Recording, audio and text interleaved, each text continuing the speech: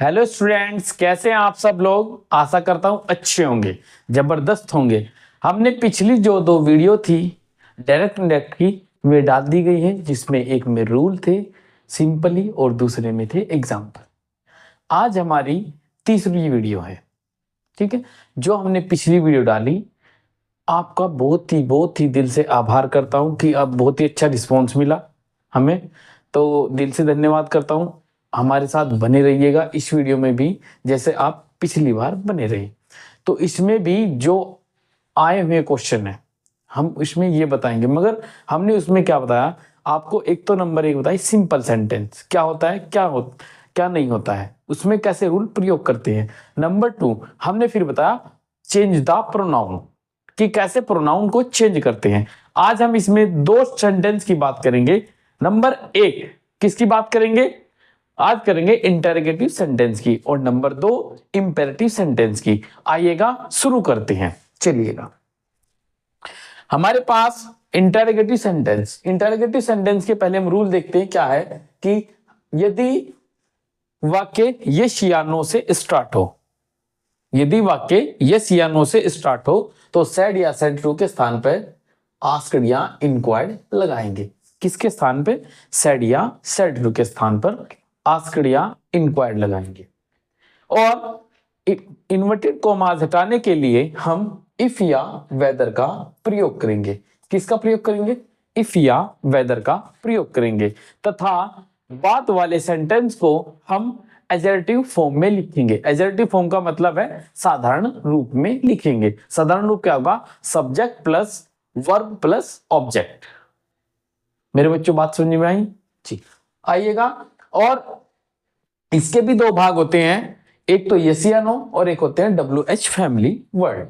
इसमें भी जैसे कि हमारे WH फैमिली वर्ड क्या होते हैं, when, why, which, what, who और वेयर।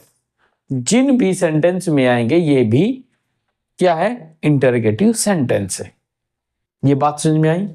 आइएगा नेक्स्ट, नंबर टू है हमारा इंपेरेटिव सेंटेंस। इंपेरेटिव सेंटेंस इनको बोलते हैं आज्ञा सूचक वाक्य। अभी मैं इनमें एक रूल बताता हूं आपको। यदि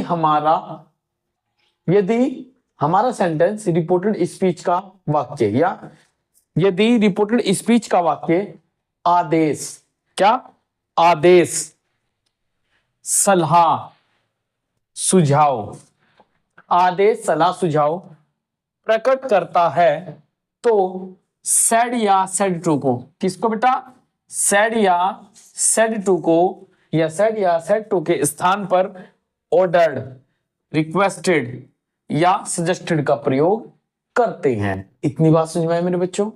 किसके स्थान पे करेंगे, किसके स्थान पे, सेड या सेड टू के स्थान पे किसका प्रयोग करेंगे, ऑर्डर्ड, रिक्वेस्टेड, सजेस्टेड। वो भी रिपोर्टेड स्पीच में जो भी हमें मिला होगा। आइएगा, इन्वर्टेड कॉमा हटाने के लिए क्या, किसका प्रयोग करेंगे, टू प्लस वर्ब की फर्स्ट फॉर्म का। किसका प्रयोग करेंगे, टू प्लस वर्ब की फर्स्ट फॉर्म का प्रयोग करेंगे।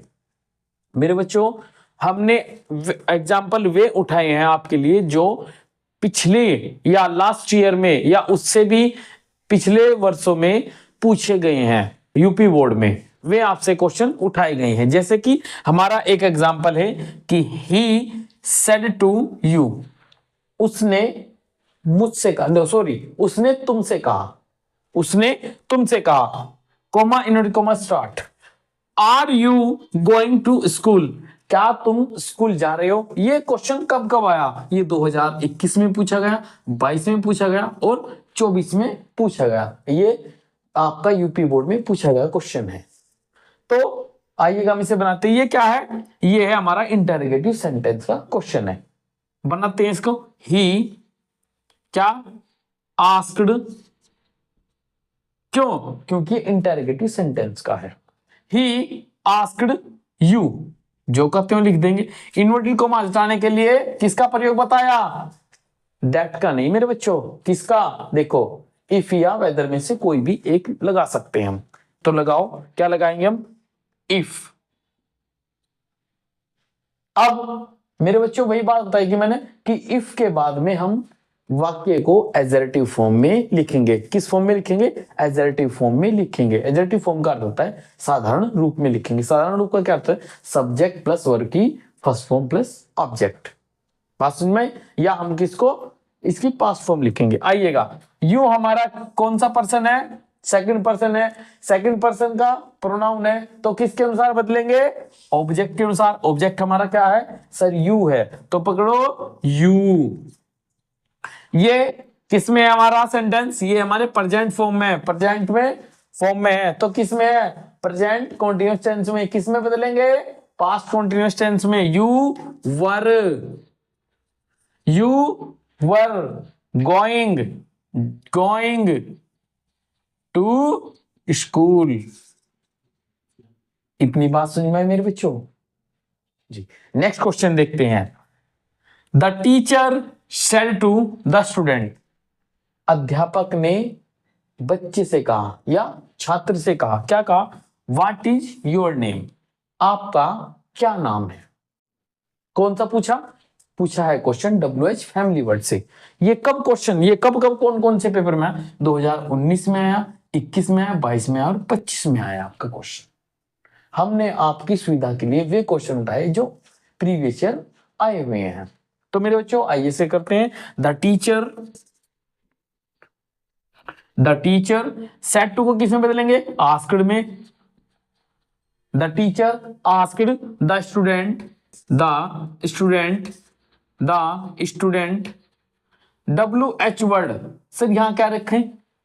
यहां अब हम इफ या वेदर का प्रयोग नहीं करेंगे।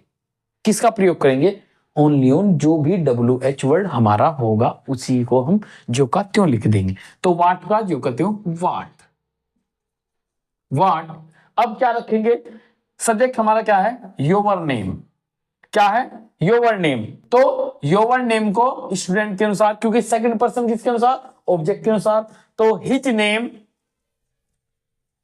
His name was. उसका नाम क्या था? इतनी बात समझ में आई। तो मेरे बच्चों एक क्वेश्चन और है, ये है इंपेरेटिव सेंटेंस का। आइएगा, रमेश सेड टू महेश। रमेश ने महेश से कहा। क्या कहा? Please help me. कृपया मेरी सहायता कर दो। जैसे कि आप क्लास में बैठे हो, क्लास में से किसी से पढ़ रहे हो, ओ भाई यार मेरा काम पूरा नहीं हुआ सर का, तो मुझे प्लीज कॉपी दे दिया यार, मुझे नहीं तो कल मारेंगे। ठीक है, तो सहायता करने के लिए तो क्या कह रहे हैं कि तो रमेश